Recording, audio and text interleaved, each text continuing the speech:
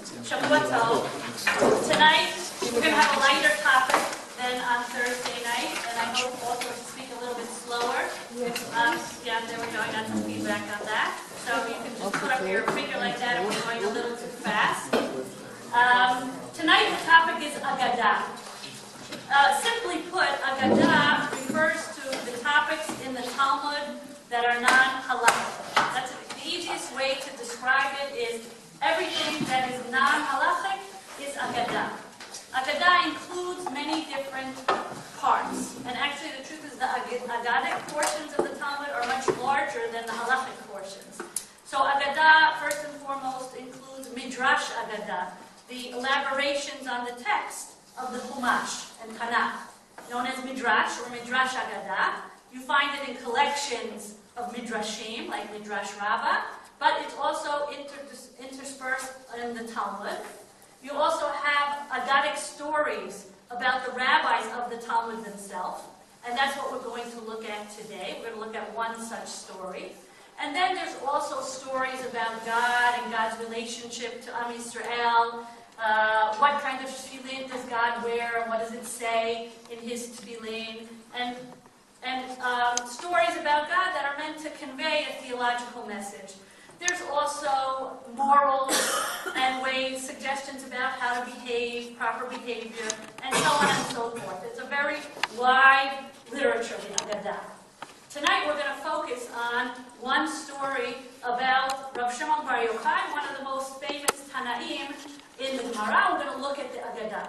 Once before I presented here in Bollag an Agadah, and I happen to very much enjoy, personally, the study of Agadah, because I think that, for a few reasons. One, I think that a lot of times, when we approach Agadah without more of an understanding, it looks rather simplistic. And I think that it's unfortunate. It's kind of like Chazal have given us, let's say, a safe deposit box. I don't know if everybody knows what that is in German. A safe. And you walk around saying, wow, look what a nice box I got here. But if you don't have the key, all you think you got is a box. A box is nice, but if you open it up, you find out there's actually some jewels in there. So I want to give you an example to make up for the heaviness of Thursday night's topic. I want to give a small example about Purim. Mishanechmas Adar, so something on Purim. If you take nothing else out from tonight's talk, you have a Dvar Torah for your Purim Suda.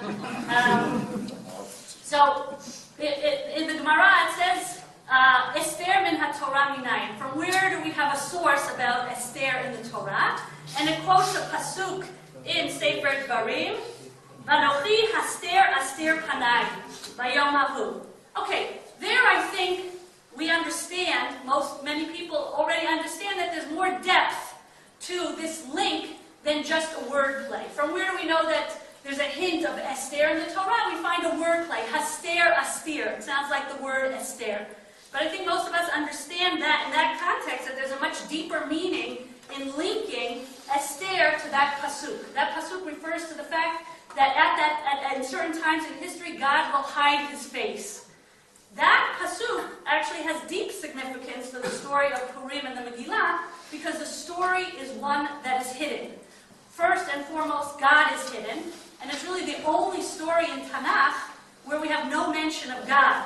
So it's unique in that God's face is, so to speak, hidden, and yet when we look at the narrative, we can see, those who want can see the guiding hand of God within the story. Also, Esther herself is hidden. The whole story rests on the fact that she hides her identity. And only at the exact moment does she reveal her identity. I once heard someone talk about Megillat Esther, revealing the hidden. Legalot et ha-nistar. That is easier to see. The Gemara also says, Haman min ha-Torah minayin. From where do we have a source for Haman in the Torah? And it quotes from Sefer Breshit, Hamin ha'etz, when Adam and Chava sin, God approaches them and says,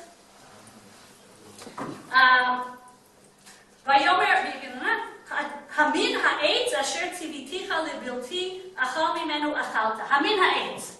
So, before I read a certain article, I always thought, that's nice, Hamin ha'etz, right? Haman and Hamin ha'etz, it's the same letters.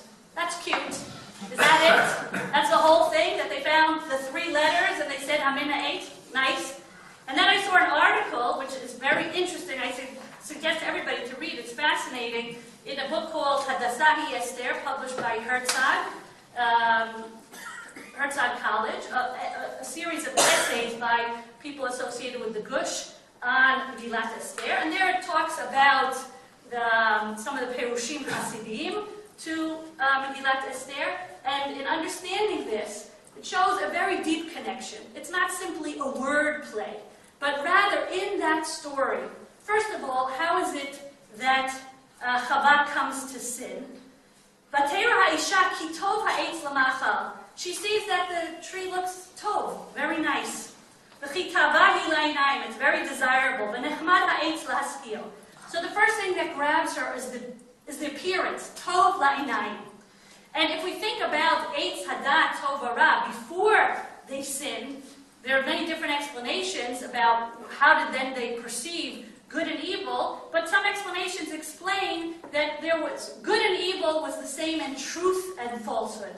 And after they ate, then there became a confusion between good and evil, truth and falsehood. And then it entered the world this confusion that you can have about what is really good and what is really bad.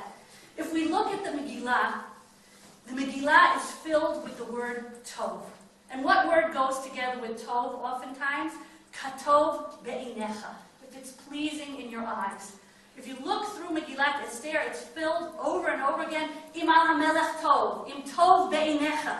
Tov mar'eh, right? Tovat mar'eh. Everything is about what looks good. But if you look, the things that are said are not really good. Im al hamelech tov yikatev lashmid. If it pleases the king and it's good, let him wipe out the Jews. If you look through the Megillah, the word tov appears numerous times, all in the context of these things that appear good. The first time it appears is tov lev hamelech bayayin, when the king was tov, good with wine, which sets the stage for the rest of the story, that the tov is all going to be mixed with alcohol and evil, right? The judgment is going to be confused. It's not going to be a clear tov hara, but rather it's going to be confused because the king is in a drunk state. Most of the time he makes decisions. Where does the word ra appear in the Megillah for the first time? The first time is with Esther, when she says, Ish tsar b'oyev Haman hara hazeh. Until that point in the story, the word ra does not appear. But only from that point on does ra appear, and then it appears several times. And then you'll notice, if you look at the story, every time the word ra is used, it's used in the context of what we would consider evil, ra'at Haman. And every time the word tov is used from now on, it's never about tov yayin or tov, but rather what we would consider also good. You know what's good? So this hamin ha'etz asher tziviticha is not just a nice idea of hey mem not nun. But if you don't look for the deeper meaning in Agadah, then you're left with the box, but you miss the jewels with so much more deeper meaning. So that is what I'd like us to do today, is to look at an analysis of an Agadah. Just to give a little bit more background about analysis of Agadah, the truth is that the Agadic, am I going too fast? Okay. The Agadic portions of the Talmud really have traditionally not been studied. Often they're skipped over. And that's for a lot of different reasons. I think Rav Soloveitchik once said that the Agadic portions are even more difficult to understand. But really, there have been very few commentaries written on the Agadic portions. And a lot of the study of Agadah is really a more recent phenomenon, beginning with the academic study of Judaism. You want to hear my German? Wissenschaft im Judentum. That's about it. So since then, since it began the academic study of Judaism, one of the things that was studied is also the Agadah. And originally, the study of Agadah, and from the academic perspective, really tried to focus on the historical kernel. Let's try to figure out what historically is true among these stories. And how do we figure it out? By comparing to other parallel texts and trying to figure out what do they have in common, what's the part that is common to all, and to assume that this piece is the actual historical content, while recognizing that obviously there are exaggerations and elaborations. But about 50 years ago, there was a fundamental shift in understanding the Agadah. First of all, it became clear that we cannot sort out what is historically true here. Even by comparing texts, it's very hard to know what is historically true. But more importantly, it was recognized that there's a fundamental error, mistake, in looking at Agadah as first and foremost history. That is not its main purpose. It's not meant as a historical document, but rather it is meant as a literary document, a literary work that's meant, as literature is meant, to convey a message. And if you're looking at it as history, you're missing the boat. You're using the wrong instruments by which to understand it. And instead, one needs to shift to understand it using a literary approach. And the first one to really transform the field was Professor Yonah Frankel, who wrote Darkei HaAgadah Midrash. That's his main work, where he uses literary techniques to understand these Aggadic narratives. So, in looking at the Agadah in this way, which we're going to do tonight, we need to go back to our literature classes. And remember, how was it that we approached literature? The first thing is we want to look at the structure of the story and how the structure is used to convey meaning.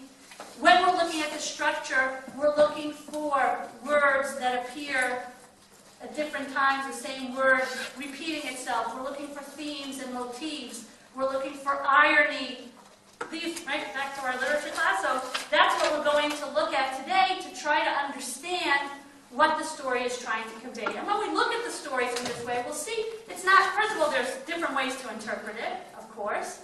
But also these stories are complex. There isn't necessarily one simple meaning or one simple reading, but oftentimes these Agadot really do present the complexity that's there in many, many issues. It's not one-sided, but rather there are dilemmas, there are tensions, there are conflicts, and it's not easily resolved. And that's what we're going to see today. Okay, so the text you have in front of you is not the one you need right now. That was a little error, so Ruth is running to Xerox it. In the meantime, you're going to have to listen, Ba'al Peh, listen as I read the Agadah to you and translate it. What I want you to listen for as you listen the first time is, first and foremost, we're going to look at the structure. So when we're talking about structure, I want you to think, how would you divide up this story? And what are the cues that you have for knowing where one section begins and one section ends? I also want you to listen for certain words that appear or reappear throughout the story. Okay, so tonight's definitely going to be participatory. So as soon as you have the sheets, that's what I'm going to ask you to participate. But in the meantime, you can first listen to the story, which appears in Masechet Shabbat, Lamed Gimel Amud Bet. So at this point, the Gemara is continuing about Rabbi Yehuda and says he was known as Rosh HaMedabrim B'chol Makom, the first speaker in every place. And the Gemara asks, why was he called that? And now it tells a story. Diyatvei Rabbi Yehuda, Rabbi Yossi, Rabbi Shimon. Diyativ Yehuda ben Geirim Gabai. Three rabbis were sitting together. Sounds like the beginning of a joke. Rabbi Yehuda, Rabbi Yossi, and Rabbi Shimon BarJochai. And there was a listener. He was not a Rav. He's called Yehuda ben Geirim. He was sitting and listening. Patach Rabbi Yehuda ba'amar, Kama na'im ma'aseim shel umma zo. Rabbi Yehuda was the first to speak and said, how wonderful are the actions of this nation. Which nation is he referring to? So to put the story in the Romans, to put the story in context, we are now in the 2nd century of the Common Era. Rav Shimon Bar Yochai was a student of Rabbi Akiva, and as you all know, Rabbi Akiva lived at the time of the Bar Kokhba revolt. So we're talking about Rabbi Akiva lived 132, 135 was the Bar Kokhba revolt. Rav Shimon was one of his students, so he lived in the aftermath of the very unsuccessful revolt and the decrees which followed. Okay, so Rabbi Yehuda is talking about the Romans and says how wonderful are the deeds of this nation. Tiknu shvakim, tiknu ksharim, tiknu merchatzaot. They established bridges, they established bathhouses, and they established shvakim, marketplaces.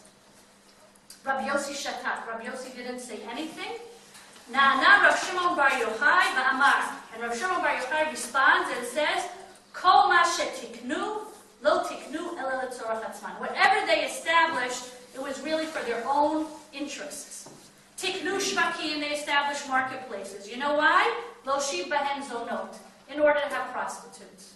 Merchatzaot, why did they establish the bathhouses? Ladein bahen et atzman, to beautify themselves.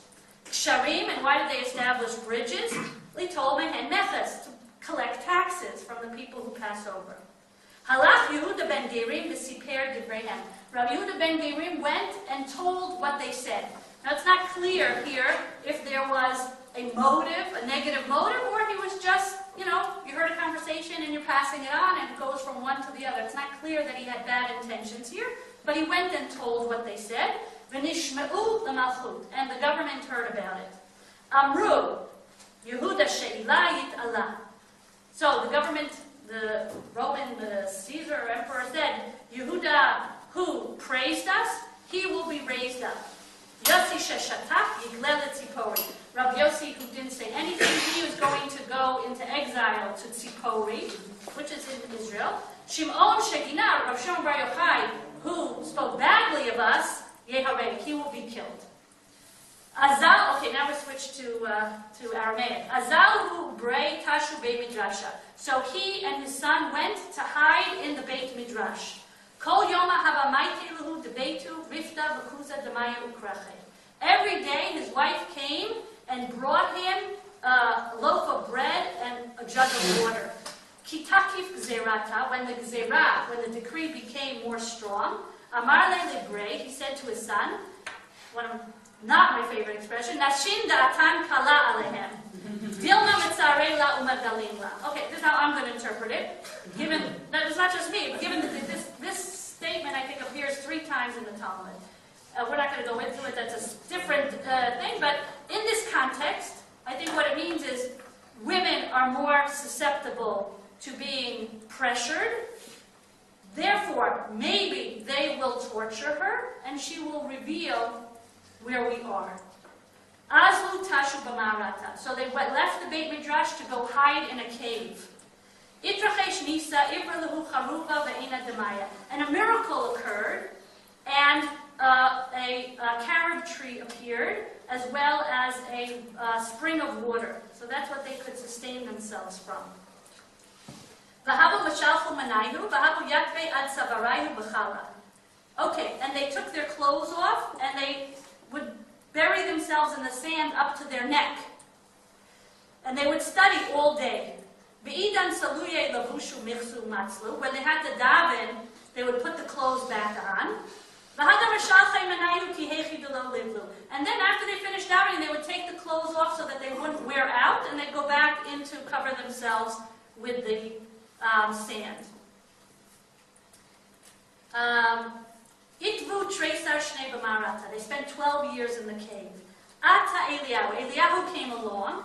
V'kam apitcha d'Ma'arata. He stood at the entrance to the cave. Amar, man lo de'ele BarJochai demit Kesar ubatel gzerte.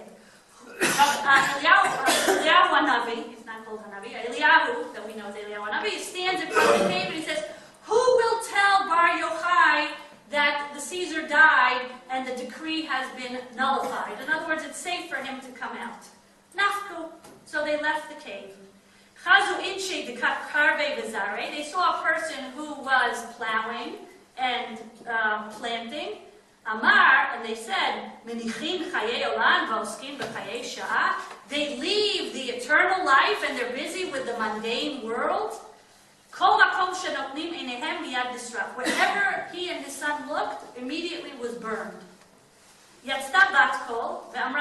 So a voice from heaven came out and said, did you come out to destroy my world? Go back to your cave.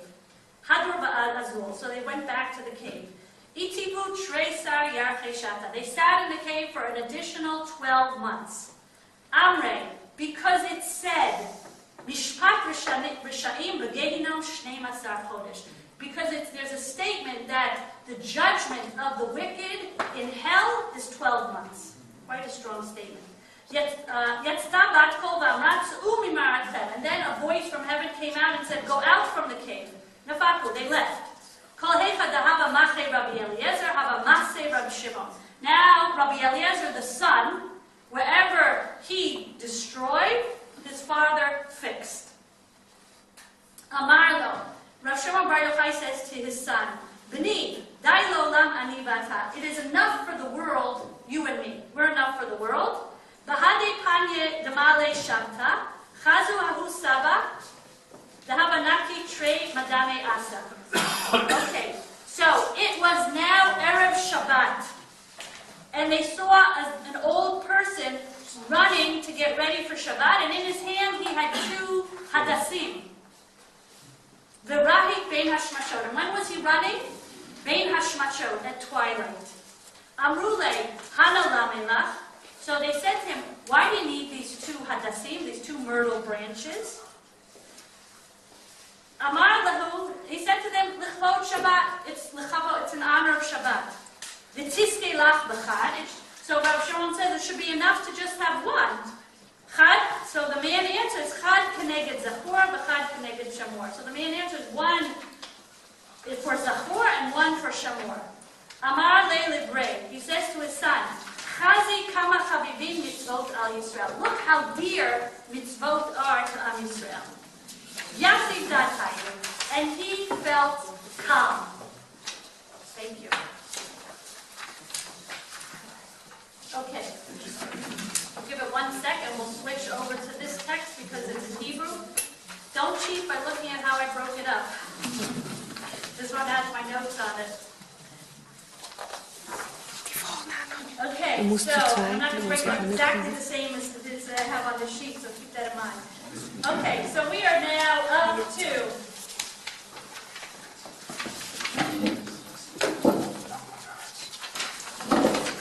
we have now just completed the first page, and we're about to start the second page that starts Shama Rabbi Pinchas ben Yair. Thank you very much for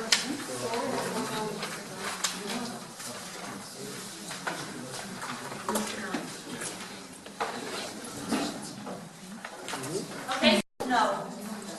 The story continues.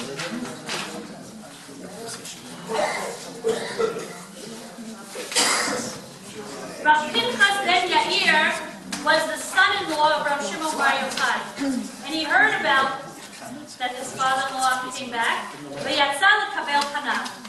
He went to greet him. And he brought him into the bathhouse in order to heal his skin. Right? Remember, he sat 12 years in the sand. And he saw that he had real wounds, dents in his body. Pinchas cried, and his tears would fall and land on Rav Shimon, and it would hurt. You know, the salt from the tear hurts wounds. Amarlo, oili sheri'iticha b'kach. He said, so Rav Pinchas says, woe that I have seen you in this state. Obviously, Rav Shimon was in a bad physical state. Amarlo, Rav Shimon replies, Ashrecha sheri'itini b'kach. You are lucky to have seen me like this. She'ilmale lo re'itani b'kach, lo matzati bi b'kach. Because had you not seen me like this, I would not have what I have now. Now we're going to have to understand what he's referring to. But you wouldn't have found in me the things you now find in me. Shemitchila, because originally, before the cave, when Rav Shimon BarJochai used to ask a question in the Beit Midrash, Rav Pinchas ben Yair could come up with 12 answers. After the cave, Libasov, when Rav Pinchas ben Yair asked a question, Rav Shimon Bar Yochai 24 terutzim. Now Rav Shimon Bar Yochai could come up with 24 answers. In other words, we'll have to see what this means, but on the simplest level, he's saying my Torah learning has increased tremendously as a result of the suffering that I experienced in the cave. Amar Rav Shimon Bar Yochai, Ho'il v'hitrachesh neis. Now that a miracle has happened, Elech la'takein davar. I'm going to go and fix something. Shekatuv v'yavo Yaakov shalem. And he learns it from the pasuk about Yaakov. That Yaakov, after he runs away from Esav, and after the whole story there, it says, Vayavo Yaakov Shalem Ir Shechem. Yaakov comes, Shalem Ir Shechem. Amar Rav, Shalem Begufo, Shalem B'mamono, Shalem B'torato. That when Yaakov returned, he was complete in his body, complete in his money, complete in his Torah. Vayichan et Pnei Ha'ir. And it says about Yaakov that he settled in the city. Amar Rav, on this pasuk, Rav is Doresh, Matbea Tikei Mahem. Rav says he established a coinage system for the people of the land. Ushmuel Amar, Shvakim Tikei Mahem. And Shmuel says he established marketplaces. Rav Yochanan Amar, Merchatzaot Tikei Mahem. And Rav Yochanan says he established, this is Yaakov, established bathhouses. Okay, so now, that was a little parenthetical thing that we learned from Yaakov. So from this, Rav Shimon Bar Yochai learns, he too wanted to litakein, to establish something. Amar, so he says, Yeshno davar shetzarich litakein, is there anything that needs to be fixed? Amrulo, Yeshno makom sheyesh bo safek tum'ah, v'yesh tsar lekohanim lahakifo. So he says that, yeah, as a matter of fact, there is. We do have a problem. There is a place that is questionable whether it's tamei or not. And it's a tsa'ar for the Kohanim, because the Kohanim have to walk around this area, because if it's tamei, they can't walk through it, and we don't know. So they now have to walk all the way around, a long way for the Kohanim. Now, in other stories where this appears, it's a similar parallel stories, it seems to be there. It's very clear. It's a story. It's the city of Tiberia. In Tiberia there was a safek tum'ah, and Rav Shimon Bar Yochai decided to address it. Amar yeshno adam sheyodeh shehuzakah kan tahara. So Rav Shimon Bar Yochai asks, is there a person that knows whether it was ever established that this is a place that is pure? Amar lo zakein echad. One older person says, kan kitzetz ben zakai tormosei truma. One person remembered that Ben Zakai, Rav Yochanan Ben Zakai, did cut down a certain kind of plant that for truma. So obviously, if it's for truma, it has to be in a section that is tahor. Gam hu asakin. Kach kol makom sheya kashet tiher v'kol makom sheya tahor tziyen kekever. Okay, this is a little bit unclear, but what it seems is that the way Rav Shimon Bar Yochai clarifies where was tamei and where was tahor is that he checked the dirt. If it was loose, it's a sign that something is buried there. And so that place he would determine is tamei. There's a body buried there, and the Kohanim can not pass. Any place that the dirt was hard, a sign that nobody has touched that earth, and therefore nobody's buried there, and it is tahor. And in this way, he designated what was tahor and what was tamei. So now the Kohanim could go on a straight path. Amar oto zakein tiher ben Yochai beit hakvarot. So this same older person said, Rav Shimon Bar Yochai made a cemetery tahor, ritually pure. Amar lo, now Rav Shimon Bar Yochai says to him, Ilmale lo hayita imanu, v'afilu hayita imanu v'lo nimneti imanu, yafe ata omer. Achshav shahayita imanu v'nimneti imanu, yomru afilu hazonot mesayot zo lezo litkashet. Af al pi sheyesh beinan tacharut, וקל וחומר שתלמידי חכמים צריכים לסייע זה לזה ולא לערער על פסקי חבריהם מתוך קנאה ותחרות. This is a translation of the Aramaic. Rav Shimon Bar Yochai says to him, if you hadn't been with us, in other words, this zakein apparently was part of the court that Rav Shimon Bar Yochai discussed this issue with, and they took a vote that in fact Rav Shimon Bar Yochai could use this method to purify the cemetery. This zakein was among the scholars who ruled in favor. So he says, if you hadn't voted with us, maybe.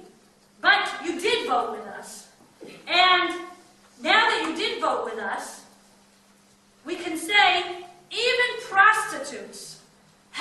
other better, help each other to get dressed up. Even though they compete one with the other, they will help each other. Kal v'chomer, how much more so should Talmidei Chachamim support one another and not raise questions about somebody else's ruling just because of jealousy and competition. Natan bo einav lamed. Rav Shimon BarJochai looked at him, and this guy died. Yatza lashuk, now Rav Shimon BarJochai went to the marketplace, v'ra'at Yehuda ben Gerim, and he bumped into Yehuda ben Gerim. Remember, that was the one who originally... Natan bo einav. Oh, Amar, adayin yesh lezeh ba'olam. This guy's still alive? Natan bo einav v'asau gal shel atzmo. He looked at him, and Rabbi Yehuda ben Gerim became a pile of bones. Okay, that is the story. Now we want to look to try to understand what the story is about. What are the meanings in the story? So the first thing is, so now hopefully you have the text in front of you, and we want to try to divide the text up, first of all, into its parts. And I also ask at the same time, what shows that these stories are one literary unit? Meaning, what are the things that hold the story together that shows this is clearly one unit? So let's start. The first part of the story. What's the first part of the story? Where would you say?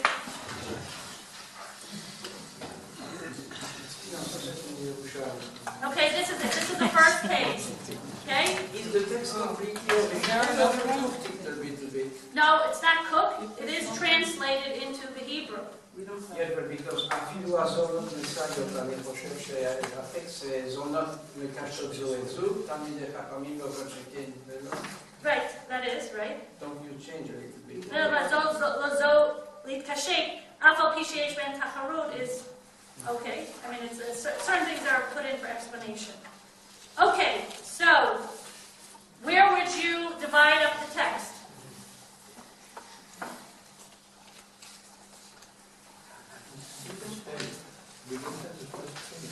Nobody has the first page? Sheyashvu?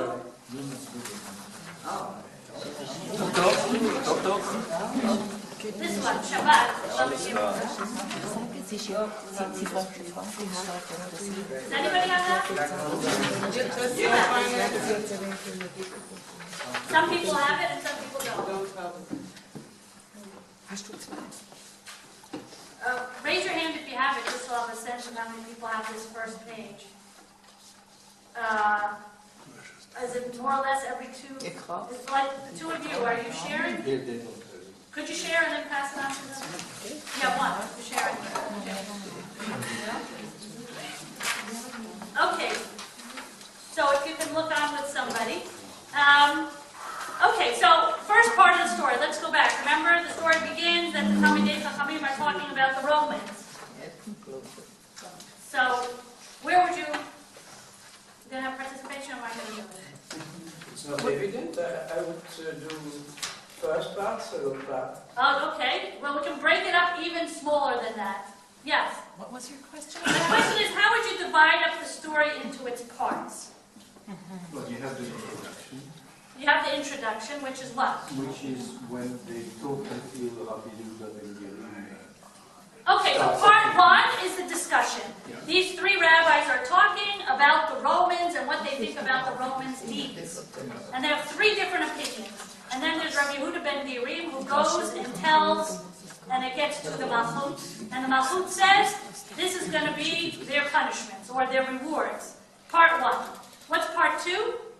It's the They hide in the Beit Midrash. Okay, so the story begins that they were sitting. Then halach hu ubno, he and his son went. V'hitchavu b'Beit Midrash. Step number two is they go and they hide in the Beit Midrash. Step number three. They hide in the cave. Very good. Now step number three, more retreat. They go into the cave, and again the same words. They went and they hid in the cave. Okay. Next, where would you? What? First coming out. The first coming out of the cave. Okay, so just what the first coming out of the cave, where the Eliyahu Hanavi comes and stands they come out of the cave, and they destroy, and they're sent back into the cave.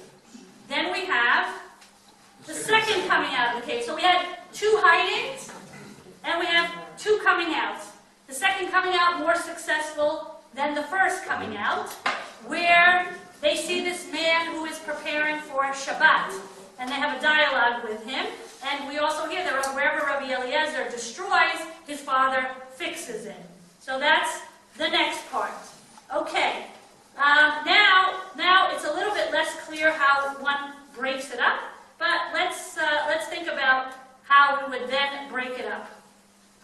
So he goes out of the. So it's very clear these parallels. He goes into one hiding place, he goes into another hiding place, he comes out, and then he comes out again. Now we have the story of Pinchas ben Yair. Okay, so we have that story of him being healed in the bathhouse. We then have him saying, now I want to litakain something. And we mentioned the story with Yaakov being mitakain, and now he wants to be mitakain. And we have the story with the purification of this place for the Kohanim. And then we end with the death of both this older Zaken, Talmid Chacham, as well as the death of Yehuda ben Gerim. So the next question that I asked was, what are some devices that show that this story is one literary unit? What are things that appear in different sections or parts or words or themes that repeat? Well, particularly the beginning and the end show that this belongs together. Very much so, right? The story opens with Yehuda ben Gerim, and it closes with Yehuda ben Gerim, right? And that's a very familiar construct. You start with one personality, one theme, and you close with it. So we see clearly here that this was meant to be one unit. I would also add that Rav, in explaining Shalem, brings the same motif of shrakim, of cloud, and of course. Very nice, yes. So here we see a similar motif appearing. It starts at the beginning of the story, the 3 things that the Romans have done, and the same 3 things appear with Yaakov. As a matter of fact, the number 3 is a motif that runs throughout. We have 3 rabbis. Yehuda Gerim is on the side. We have the 3 things that the Romans did. We have the 3 things that Yaakov was mitakain. So we have a number of Yehuda. He goes Yehuda Sheila Yisala Yosisha Shatak Yiglelis Tikorik. We have plays on the number 3 in the story. Okay, any other? What word or shoresh appears repeatedly? Ra'u comes up. Yes, that's true. Tikain. Tikain, I would say, is the running theme throughout the story, and it's used in different ways. And we're going to look at that. Okay, so we have we mentioned it opens with Yehuda ben Gerim, it closes with Yehuda ben Gerim. We have the play on the number 3. We have the 2 hidings paralleling the 2 going out of the cave.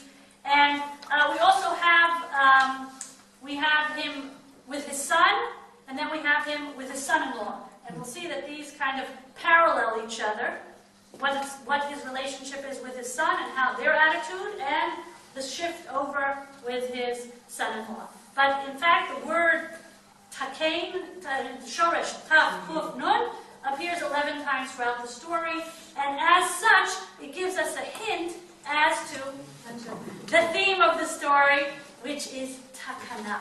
And the question is, who or what is being perfected, established, corrected here?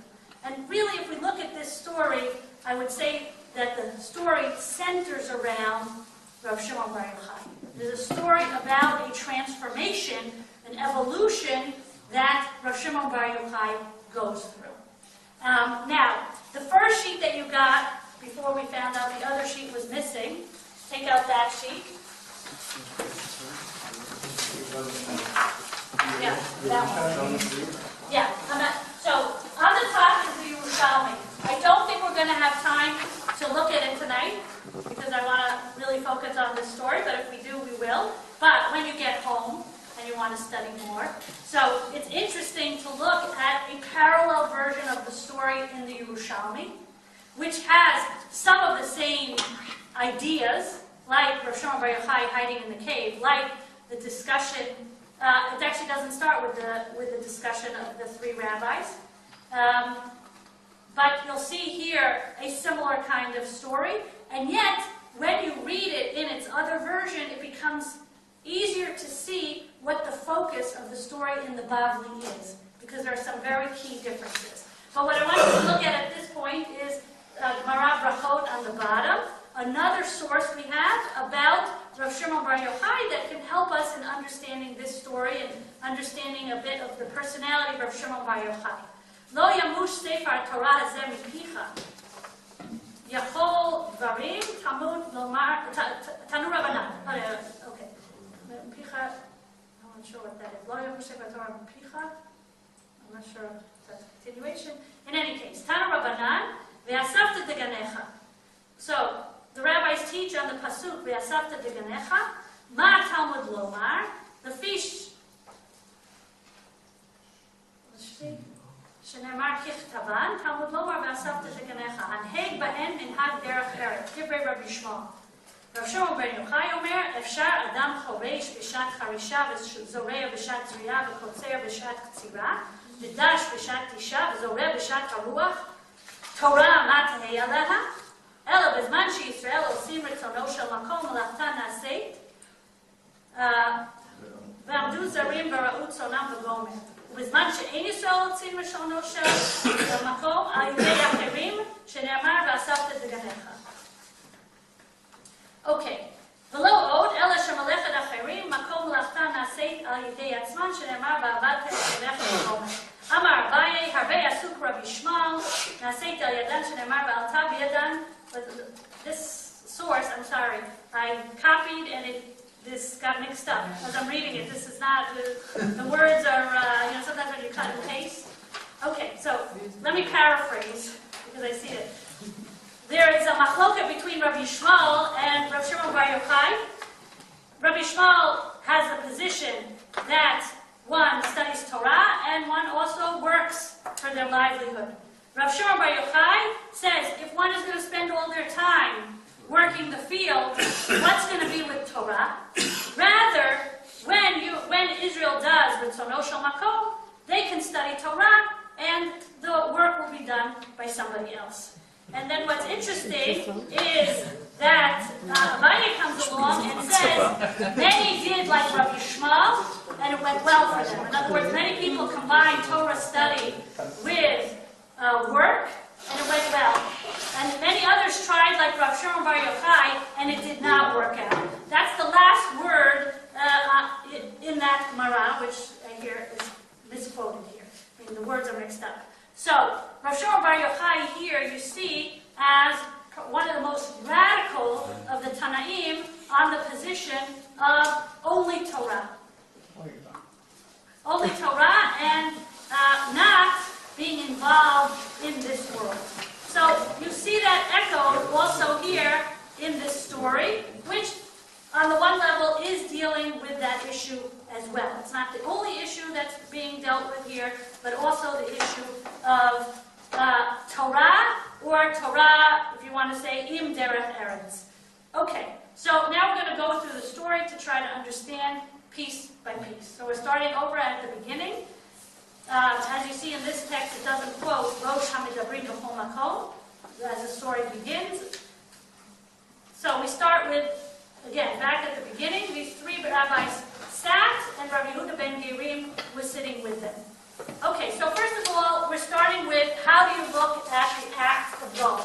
Now, the rabbis here are not talking about the Romans themselves, but rather the things that they did. We don't have to like the Romans. Clearly, I'm sure none of them did.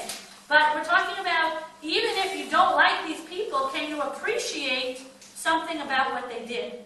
Rabbi Yehuda says yes. Rav Shimon Bar Yochai is at the extreme. He cannot see anything positive in this tikkun, in this takana that the Romans did. We have the character of Yehuda ben Gerim, which is an interesting name, right? On the one hand, he's Yehuda, You don't get a more Jewish name like that, right? The Jew comes from the word Yehuda, Yehudim. Ben Gerim, the son of proselytes. Gerim. So he is a character that is somehow in between here, between the Yehudim and the other world. And he is this in-between kind of character who we see actually moves from the rabbis to the Roman Malchut. Through his talking, he's a character that moves the conversation from the rabbis, which goes over to the Malchut, which is what causes Rav Shimon Bar Yochai to have to hide.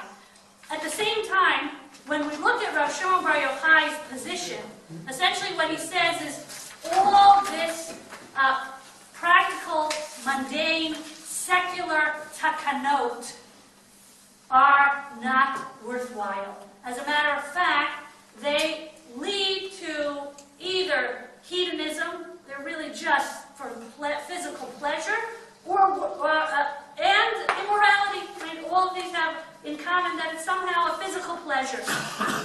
Prostitutes, sitting in the bathhouses, making money. He's very critical of them. Is Rabbi Now- Ben Gerim here as a spy? No, it doesn't seem that, we don't know. It doesn't seem that he deliberately, from the way the word is worded, it says that he giya l'malchut, not that he went. In other versions of the story, it says that he went and told. But here it doesn't say Is that. it not assumed that it was a symposium where the three were discussing because they had a status at that time, and he participated in the symposium? That could be. That's why. Not, he was. I don't think that they were sitting four of them and had the discussion, but it's rather that the three had this discussion. What do you think about? And he was a listener. Yeah, he wasn't in part a of the besmedrash. Yeah, I don't imagine it's a public thing, but yes, and he was listening. Yes, exactly. He wasn't part. He's the only one that's not referred to as Rav. He's Yehuda ben Gerim. He's not Rav Yehuda But ben Gerim. one of the listeners. That's Yes, all. he was. Yeah. This denomination is comment on dit, interlock. It's not normal in Jew. Rav Meir was also maybe Pachat Gerim. I don't know how they tell it. But normally he's Jew, and I wanted to have you to remember that he's from Gerim. That's true. That's why it's interesting that it uses that name of Yehuda ben. That's true. But the truth is that the Chazal have statements this way and that way about Gerim. There are many positive statements about Gerim, and there are many negative statements about Gerim as well. They're both. Both can be found within Chazal. Okay.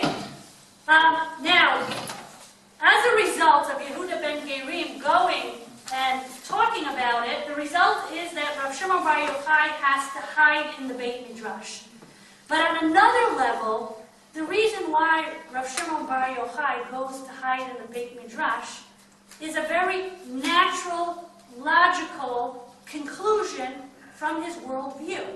It is not just the danger towards his life, but this is essentially, at this point in the story, his worldview.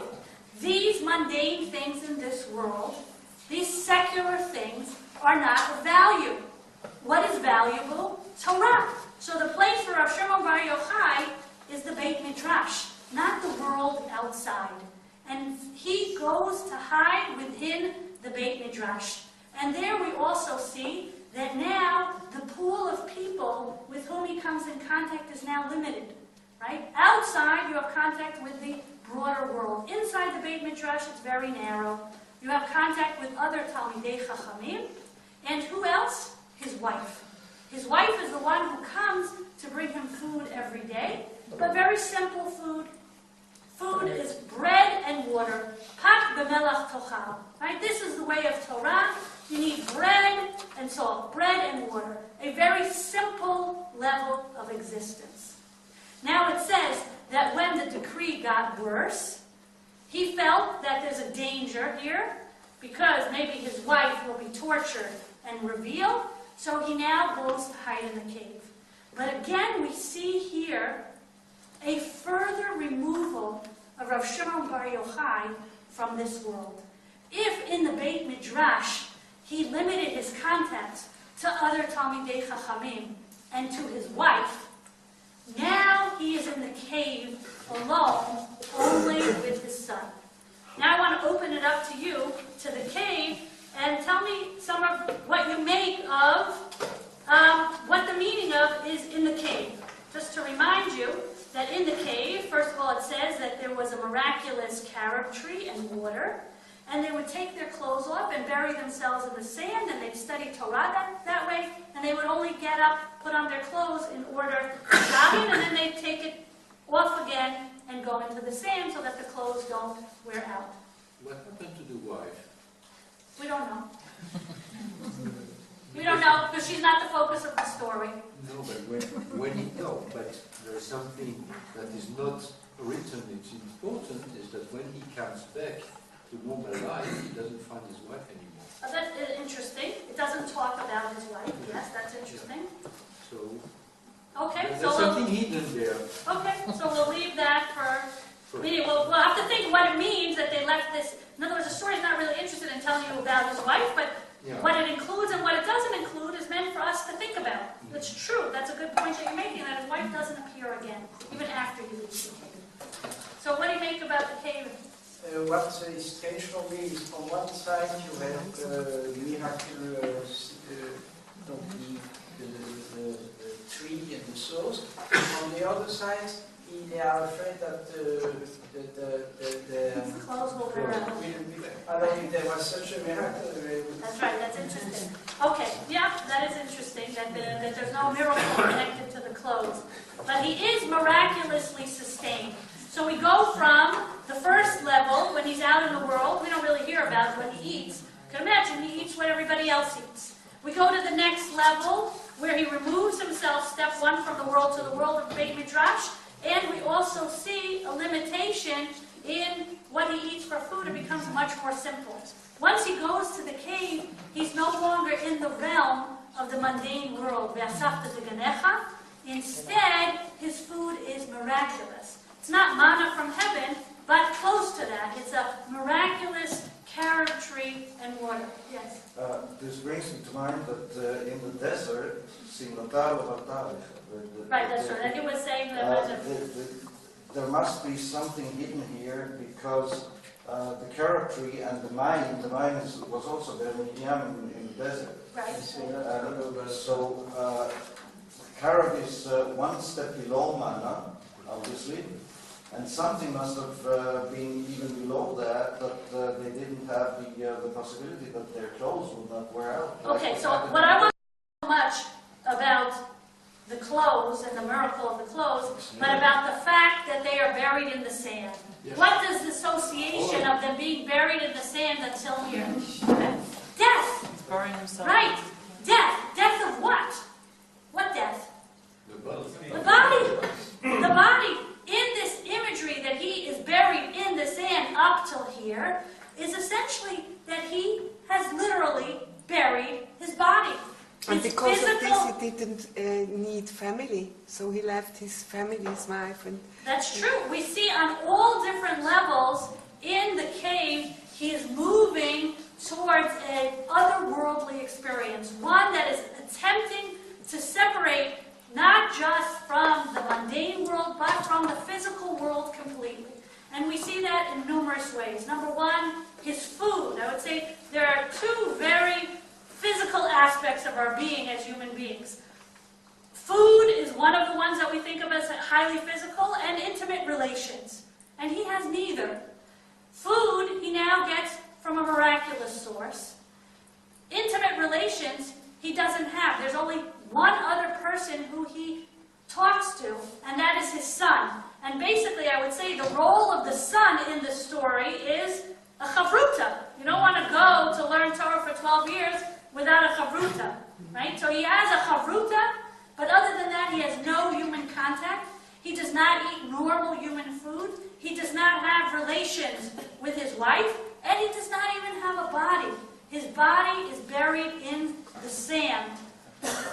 But he does also communicate with God. So that's when he has to put on his clothes, in this communication with God. Yes?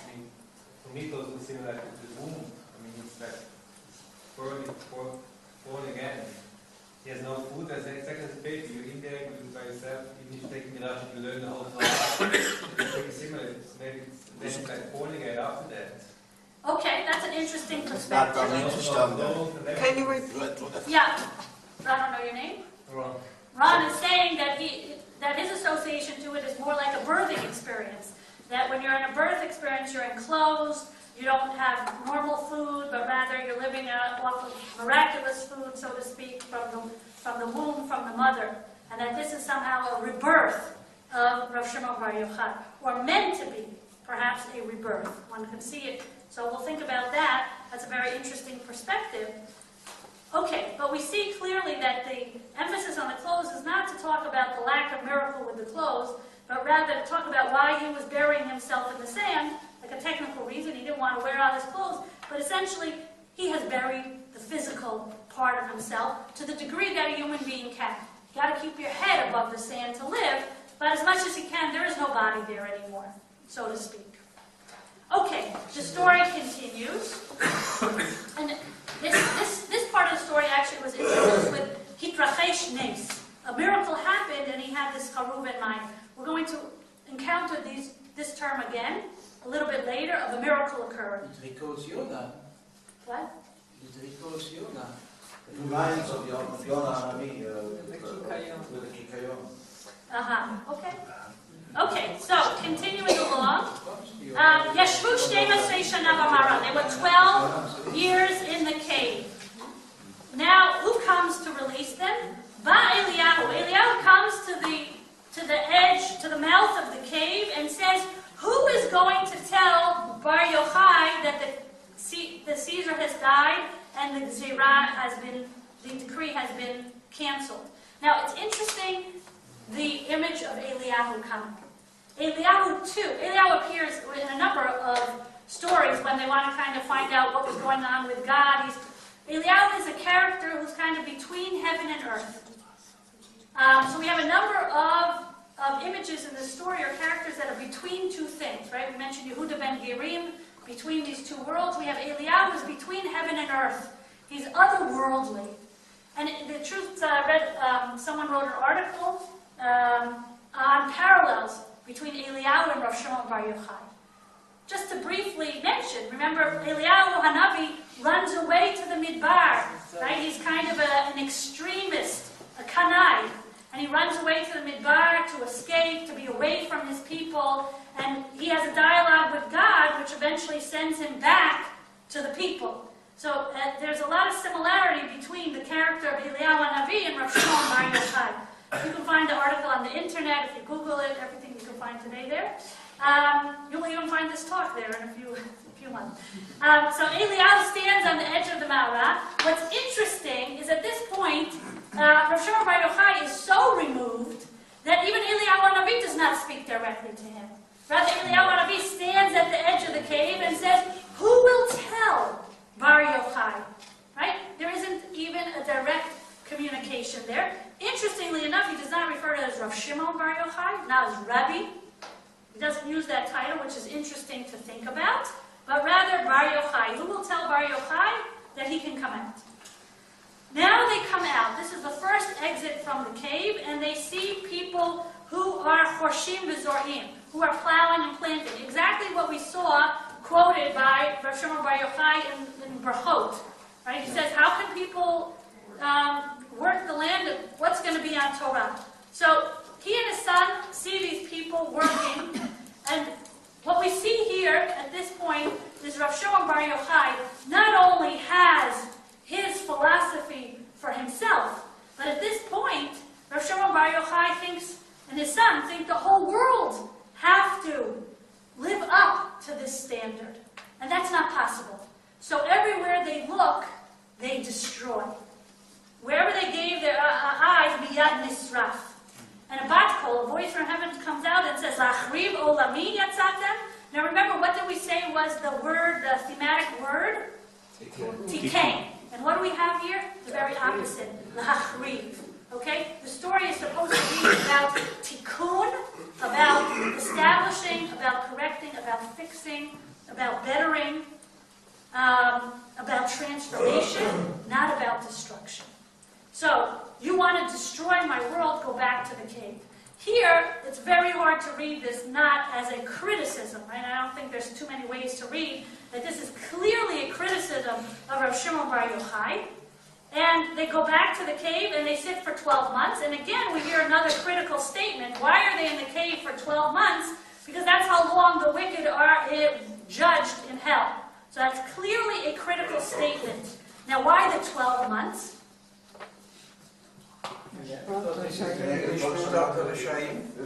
They were 12 years in there. For every year that they were studying there and studying the wrong things, they have to sit at least 1 month there. Right, so that's one way, yes, that's one way to understand it. With the only other place we find 12 is right before. They sat 12 years in the cave.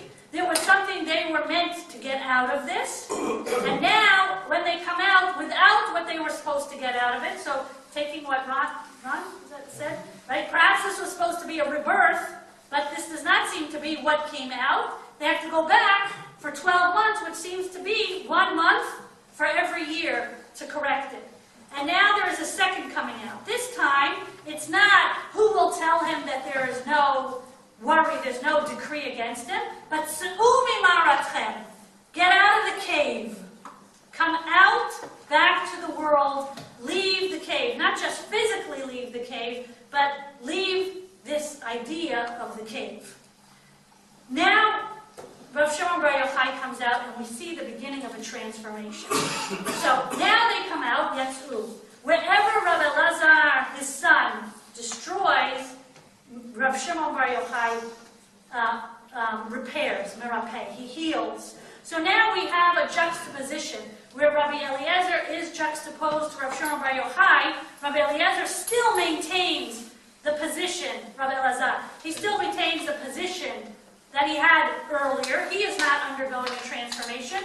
But Rav Shimon Bar Yochai now understands something that he didn't understand before, that the world cannot exist like him. But he says, interestingly enough, B'ni, dai la'olam ani va'ata. It's enough for the world, you and me. Now, on the one hand, you can see this still as him seeing their position as superior. We are enough for the world. We're just the two of us and we don't need anybody else. At the same time, you can look at it from the flip side.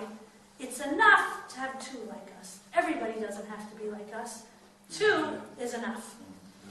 The true meaning of the son's presence in the cave in the first place. I mean, there's no mention of why the son ever got with him in the Midrash or in the cave, but just as an, how can I say, as an equal.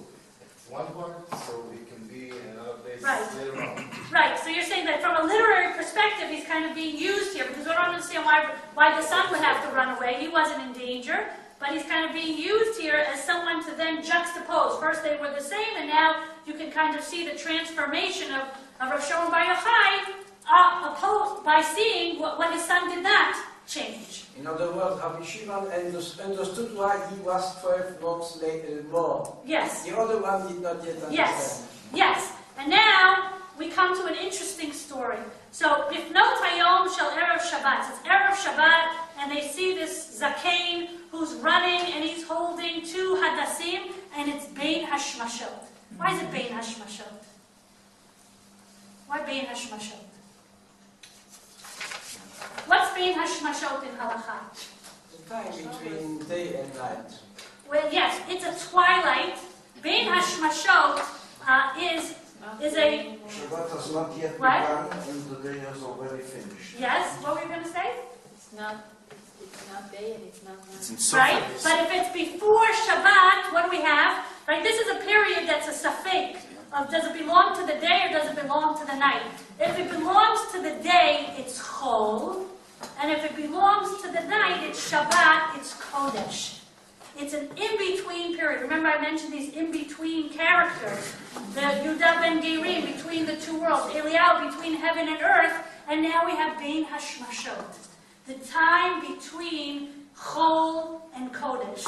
The secular, the mundane, and the spiritual, the holy. This is exactly the tension that is being discussed in the story. It's not coincidental that that is when this man is running with these two Hadassim. What's the hadasim for? They give a nice smell. Now, interestingly, Amrulo, Elu lama lecha. They ask him, why do you need this? Now, this is very interesting, that until now in the story, the only things we have heard from Rav Shimon Bar Yochai is criticism. He criticized the Romans. In a certain way, he criticizes his wife, meaning he's protecting her. But through this Nashim Datan Kalot Alehen, they come out and they see the people who are plowing, and they're critical of them. This is the first time that we have him asking a question to try to understand another person's view, perspective. This is a real shift. Elu lamalach. Why do you need this? I want to understand what you're thinking. Amar lahem lichvod Shabbat. He says that this is to honor the Shabbat. And then he says, but one should be enough. He says, keneged zachor v'keneged shamor. Right? We traditionally associate zachor and shamor, the positive and the negative commandments. One could also think of the things that we do positively for Shabbat, like also eating a meal, right? Things that we do, the kavod Shabbat, the clothes that we wear that are nicer. These are all examples of taking the physical and elevating it to the holy.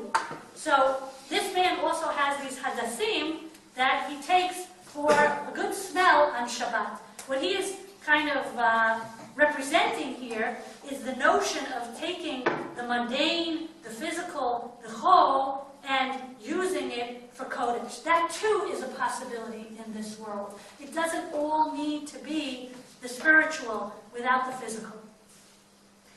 Amar lo libno, re'ei kama chavivot ha-mitzvot al Yisrael.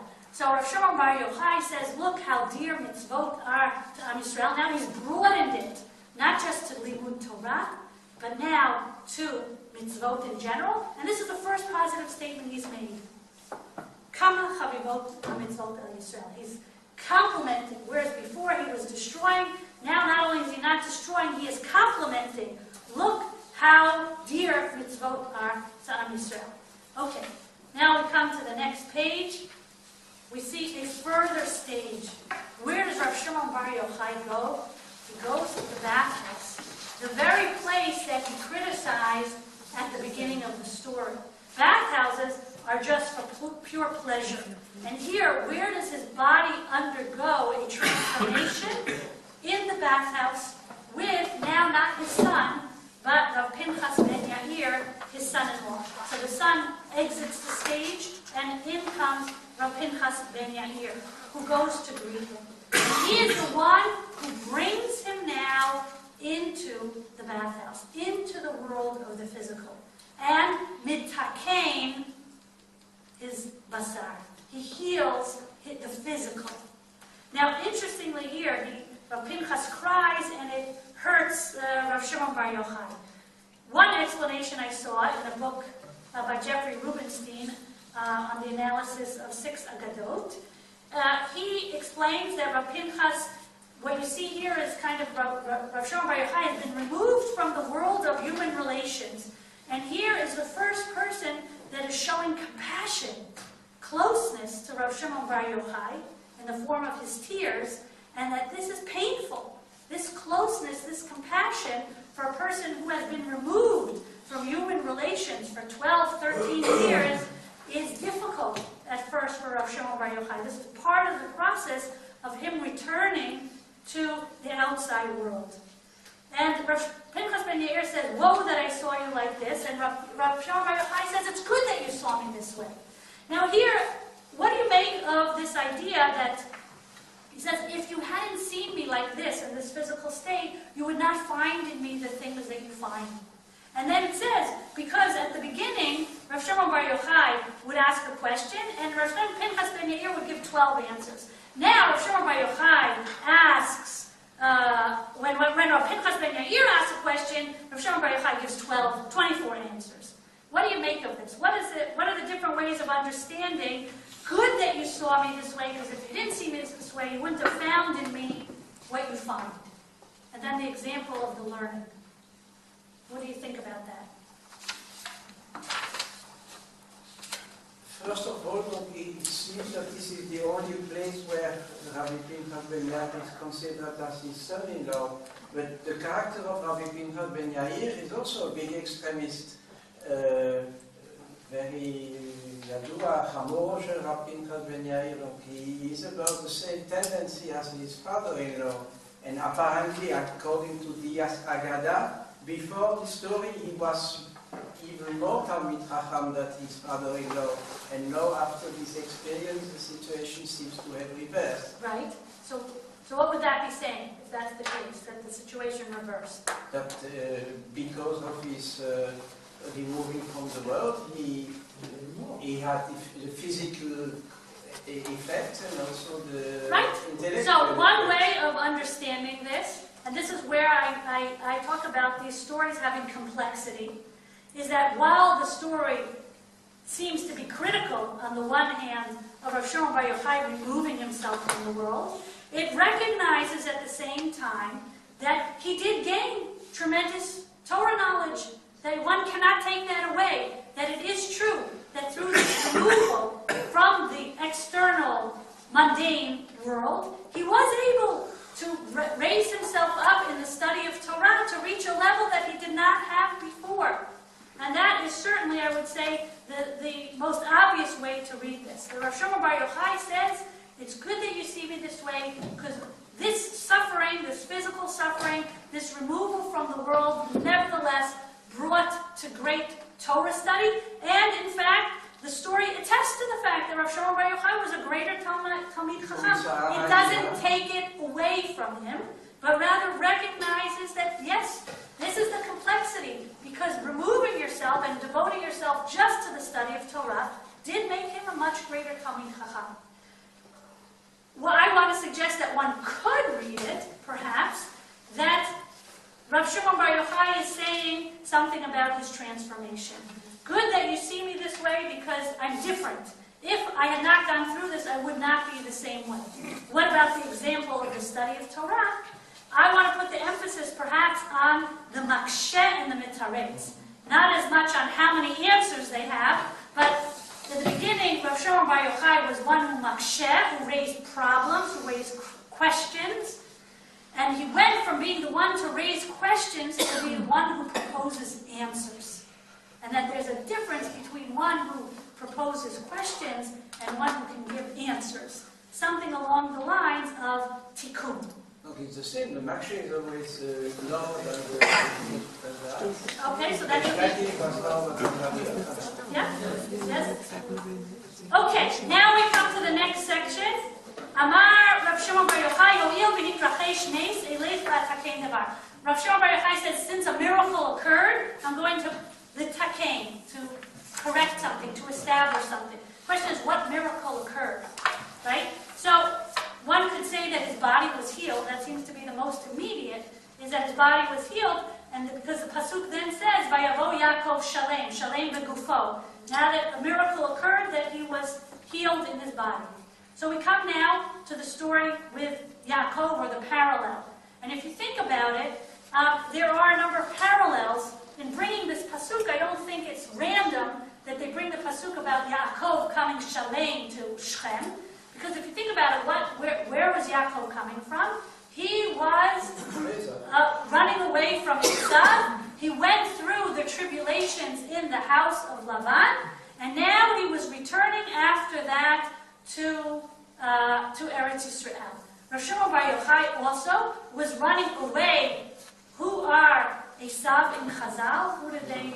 The Romans. He was running away from the Romans. He went through tremendous tribulations in this process, and now is returning once again outside back to the life. So it's not coincidental that they bring in, I'm just going to hold off just so make sure I finish by 10, that they bring in Yaakov. Now here is, I think, a certain irony, and this is a question of how you understand it. Okay, before we get to that, Vayichan et pnei ha'ir. The Midrash builds this idea that Yaakov made something by the pasuk Vayichan et pnei ha'ir. He settled or camped on the city.